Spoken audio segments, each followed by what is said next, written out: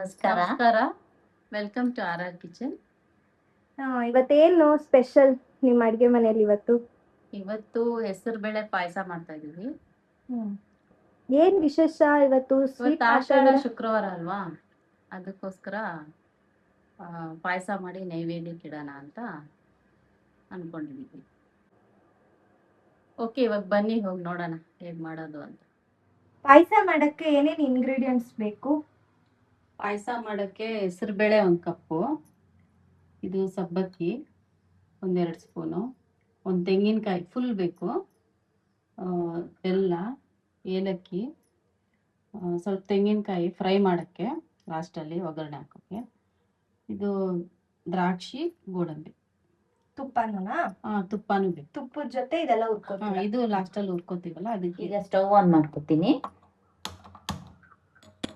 ಈಗ ಕುಕ್ಕರ್ ಇಟ್ಕೊಳ್ಳೋಣ. ಇದು ತುಪ್ಪದಲ್ಲಿ ಉರಿಬೇಕು ಚೆನ್ನಾಗೆ. ಏನು ಹೆಸರು ಬೇಳೆ? ಹೆಸರು ಬೇಳೆ. ಹೆಸರು ಬೇಳೆನು. ಇದು ಸಬ್ಬಕ್ಕಿ ಬಂದ್ಬಿಟ್ಟು ಇದು ನೈಲಾನ್ ಸಬ್ಬಕ್ಕಿ. ಏನ್ ನೈಲಾನ್ ಸಬ್ಬಕ್ಕಿ ಅಂದ್ರೆ? ಅದು ಇನ್ನೊಂದು ಸಬ್ಬಕ್ಕಿ ಬರುತ್ತೆ, ದಪ್ಪ ಬರುತ್ತೆ, ಅದಲ್ಲಿ ಅದು ಪಾಯಸ ಚೆನ್ನಾಗಿರುತ್ತೆ. ಇದು ಚಿಕ್ಕದಾಗಿರುತ್ತೆ, ಆದ್ರಿಂದ ಇದು ನೈಲಾನ್ ಸಬ್ಬಕ್ಕಿ. ಅದು ತುಂಬಾ ಸ್ಟಿಕ್ಕಿ ಜಾಸ್ತಿ ಇರುತ್ತೆ ಆ ಸಬ್ಬಕ್ಕಿನಲ್ಲಿ, ಇದ್ರಲ್ಲಿ ಅಷ್ಟು ಸ್ಟಿಕ್ಕಿನೆಸ್ ಇರಲ್ಲ, ಅದರಿಂದ ಟೇಸ್ಟ್ ಚೆನ್ನಾಗಿರುತ್ತೆ. ಇದು ಅದು ದಪ್ಪ ಇರುತ್ತೆ, ಚಿಕ್ಕದಿರುತ್ತೆ. ಹೌದೌದು. ಈಗ ತುಪ್ಪ ಹಾಕೋತೀನಿ. ಇದು ಹೆಸರು ಬೇಳೆನ ಹುರ್ಕೊಳ್ಳೋದಿಕ್ಕೆ ಸ್ವಲ್ಪ ತುಪ್ಪ.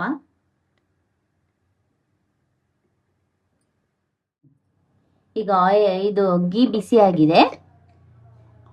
ಈಗ ಹೆಸರು ಬೇಳೆ ಹಾಕೊಂತ ಇದ್ದೀನಿ. 1 ಕಪ್ ಹೆಸರು ಬೇಳೆ. 1 ಕಪ್ ಹೆಸರು ಬೇಳೆಗೆ ಇದು ಸಬ್ಬಕ್ಕಿನೂ ಅದ್ರ ಜೊತೆಗೆ ಹಾಕೊಂತೀನಿ.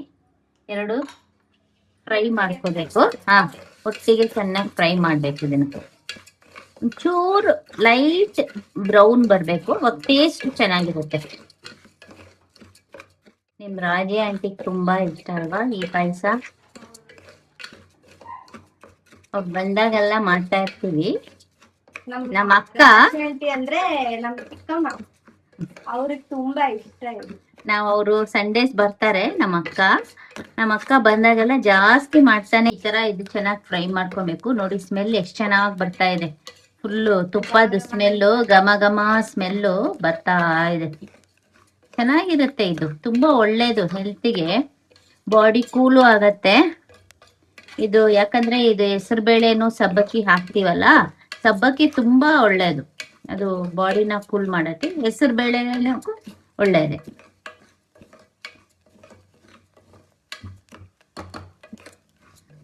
ಕಲರ್ ಚೇಂಜ್ ಆಗ್ತಾ ಇದಲ್ಲ? ಈ ಕಲರ್ ನೋಡಿ ಹಿಂಗ್ ಚೇಂಜ್ ಆಗ್ತಾ ಇದೆ. ಇಷ್ಟು ಲೈಟ್ ಹಿಂಗೆ ಬ್ರೌನ್ ಆಗಿರ್ಬೇಕು.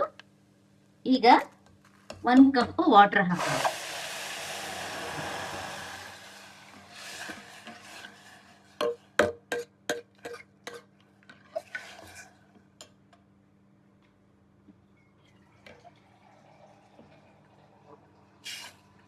ಚೂರು ನೀರು ಹಾಕ್ತಾ ಇದ್ದೀನಿ. ನೀರು ಹಾಕೊಂಡು ಈಗ ಕ್ಲೋಸ್ ಮಾಡಿ ಇಟ್ಕೊಳ್ಳೋಣ. ಇದು 2ರಿಂದ 3 ಸ್ಟೀಮ್ ಬಂದ್ರೆ ಸಾಕು. ಯಾಕಂದ್ರೆ ಹುರಿದಿದೀವಲ್ಲ, ಅದು ಬೇಗನೆ ಬೆಂದ್ಕೊಳ್ಳುತ್ತೆ. ಈಗ 3 ಸ್ಟೀಮ್ಸ್ ಬರಬೇಕು. ಈಗ ಬೆಲ್ಲ ಬಾಯ್ಲ್ ಮಾಡಕ್ ಇಟ್ಕೊಂತೀನಿ. ಈ ಕಡೆ ಸ್ವಲ್ಪ ನೀರು ಹಾಕ್ಬೇಕು. ಸ್ವಲ್ಪ ನೀರು ಹಾಕಿ ಇದು ಬೆಲ್ಲ ಚೆನ್ನಾಗಿ ಪಾಕ ತೆಗಿಬೇಕು. ಅಷ್ಟುವರೆಗೂ ಇವಾಗ ತೆಂಗಿನಕಾಯಿ ಇದು ಹಾಲು ತೆಗಿಬೇಕು. ತೆಂಗಿನ ಹಾಲು ತೆಗಿಯೋಣ. ತೆಂಗಿನ ಹಾಲಲ್ಲಿ ಈಗ ಮಾಡೋದು? ಹೌದು. ತೆಂಗಿನಕಾಯಿ ಕಟ್ ಮಾಡಿ ಹಾಲು ತೆಗಿಬೇಕು.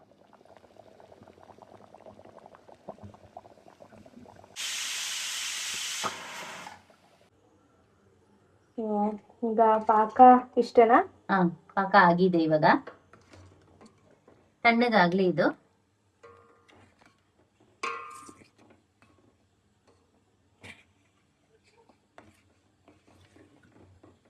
ಈಗ ಇದು ಕೋಕೋನಟ್, ಇದು ರುಬ್ಕೋಬೇಕು.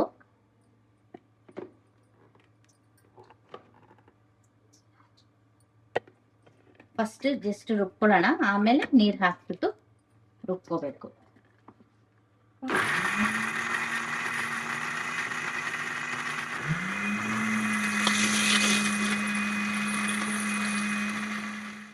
ಈಗ 1 ಗ್ಲಾಸು ತೆಂಗಿನ ಹಾಲು ತಗೊಂಡಿದ್ದೀನಿ. ಇದೇ ತರ 1 ಗ್ಲಾಸು ಇದು ಬೆಲ್ಲದ ಪಾಕನು 1 ಗ್ಲಾಸು ಫಿಲ್ಟರ್ ಮಾಡ್ಕೊಂಡು ತಗೋತೀನಿ. ಇವಾಗ ಬೆಲ್ಲದ ಪಾಕ 1 ಗ್ಲಾಸು ತೆಂಗಿನ ಹಾಲು. ಈಗ ಬೇಳೆ ಕುಕ್ಕರ್ ಓಪನ್ ಮಾಡಿ ನೋಡೋಣ ಬೇಳೆ ಬೆಂದಿದೆ ಅಂತ. ಬೆಂದಿರುತ್ತೆ ನೋಡಿ ಚೆನ್ನಾಗಿ ಬೆಂದಿದೆ ನೋಡಿ, ಎಷ್ಟು ಚೆನ್ನಾಗಿ ಬೆಂದಿದೆ. ಈಗ ಇದು ಬೆಲ್ಲದ ಪಾಕ ಹಾಕೋಬೇಕು. 1 ಗ್ಲಾಸ್ ಹಾಕೊಂತ ಇದ್ದೀನಿ.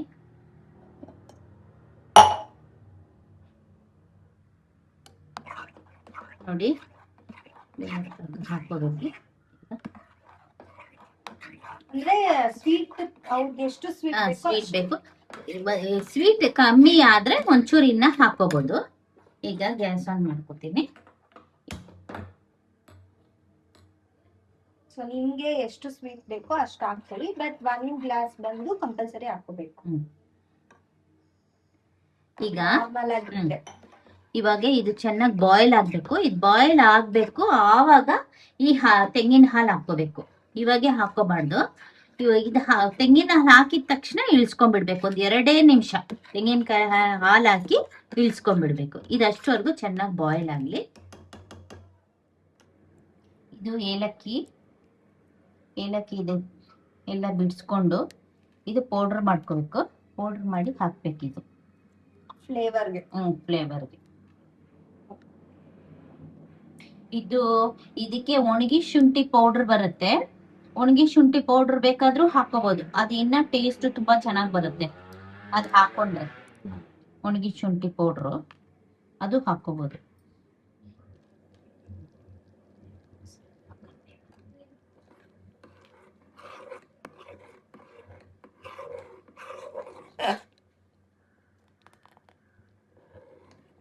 ಈಗ ನೋಡಿ ಹಿಂಗೆ ಕುದಿತಾ ಇದೆಯಲ್ಲ, ಫುಲ್ ಹಿಂಗ್ ಬಬಲ್ಸ್ ಬರ್ಬೇಕು, ಬಾಯ್ಲ್ ಆಗ್ತಾ ಇದೆಯಲ್ಲ.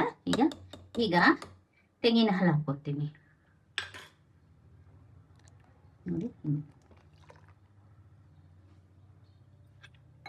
ತೆಂಗಿನ ಹಾಲು ಹಾಕಿ ಜಾಸ್ತಿ ಬಾಯ್ಲ್ ಆಗ್ಬಾರ್ದು. ಜಸ್ಟ್ 1 ಬಾಯ್ಲ್ ಬಂದ ತಕ್ಷಣ ಆಫ್ ಮಾಡ್ಬಿಡ್ಬೇಕು.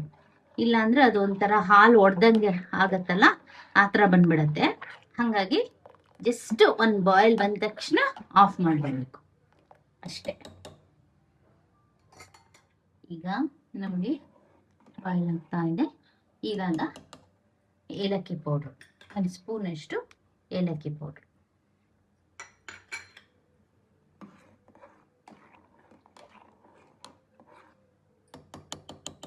ಈಗ ನೋಡಿ ಇವಾಗ ಇಳಿಸ್ಕೋಬೇಕು ಇದನ್ನ ಅಷ್ಟೇ. ರೆಡಿ ಆಗಿದೆ. ಈಗ ಒಗ್ಗರಣೆ ಹಾಕೊಳಕ್ಕೆ ತುಪ್ಪ ಹಾಕೋತೀನಿ. 2 ಸ್ಪೂನ್ ತುಪ್ಪ. 2 ಸ್ಪೂನ್ ತುಪ್ಪ.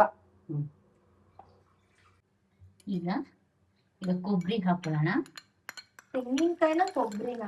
ತೆಂಗಿನಕಾಯಿನ ಕೊಬ್ಬರಿ. ಇದು ಚೆನ್ನಾಗಿ ಸ್ವಲ್ಪ ಬ್ರೌನ್ ಆಗ್ಬೇಕು, ಅದುವರೆಗೂ ಫ್ರೈ ಮಾಡ್ಕೊಳ್ಳೋಣ.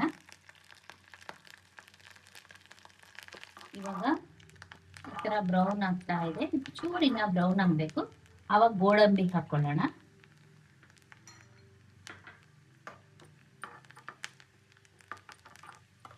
ಈಗ ನೋಡಿ ಇಷ್ಟು ಬ್ರೌನ್ ಆಗಿದೆಲ್ಲ, ಈಗ ಗೋಡಂಬಿ ಹಾಕೋಬೇಕು.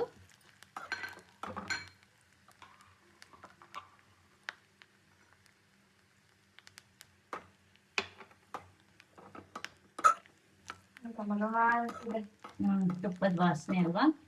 ತೆಂಗಿನಕಾಯಿ ಅದೆಲ್ಲ ಚೆನ್ನಾಗಿ ಬರ್ತದೆ.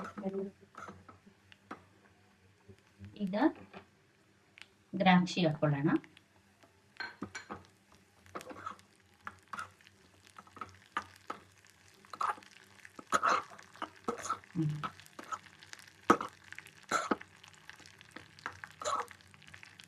ಈ ತರ ಇದು ಗೋಡಂಬಿ ಎಲ್ಲ ಈ ತರ ಗೋಲ್ಡನ್ ಬ್ರೌನ್ ಬರ್ಬೇಕು ಅಷ್ಟೇ. ಈಗ ಆಫ್ ಮಾಡ್ಕೊತೀನಿ. ಈಗ ಇದು ಪಾಯಸಕ್ಕೆ ಹಾಕೊಂಡ್ಬಿಡ್ಬೇಕು.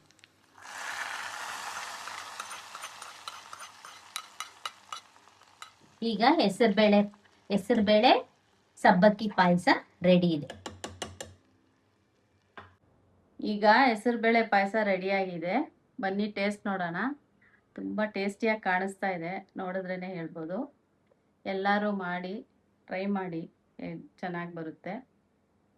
ನಿಮ್ಗೇನಾದರೂ ಡಿಶಸ್ಸು ಮಾಡಬೇಕಂದ್ರೆ ನಮ್ಮ ಕಮೆಂಟ್ ಬಾಕ್ಸಲ್ಲಿ ತಿಳಿಸಿ, ನಾವು ಎಲ್ಲ ಮಾಡಿ ತೋರಿಸ್ತೀವಿ ನಿಮಗೆ. ಬಾಯ್. ಬಾಯ್.